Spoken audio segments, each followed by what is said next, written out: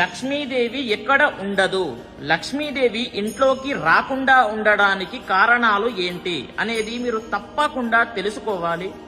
చూడండి, ఒక 3 పాయింట్లు చెప్తాను, అవి చక్కగా విని పాటించండి. మొదటిది వచ్చేసి సంధ్యాకాల సమయములో అనగా సాయంకాల సమయములో నిద్రపోకూడదు. అది లక్ష్మీదేవి ప్రవేశిస్తున్నటువంటి సమయము కాబట్టి ఆ సమయమున నిద్రపోకూడదు. అది గుర్తు పెట్టుకొని పాటించండి. ఇంకొకటి రెండవది వచ్చేసి ధనానికి, ధాన్యానికి, పుస్తకానికి పెద్దవాళ్లకు కాళ్ళు తగలరాదు. అలా చేస్తే లక్ష్మీదేవికి కోపం వస్తుంది. మూడవది ఖచ్చితంగా వినండి, ఎందుకు అని అంటే ఇదే మెయిన్ పాయింట్.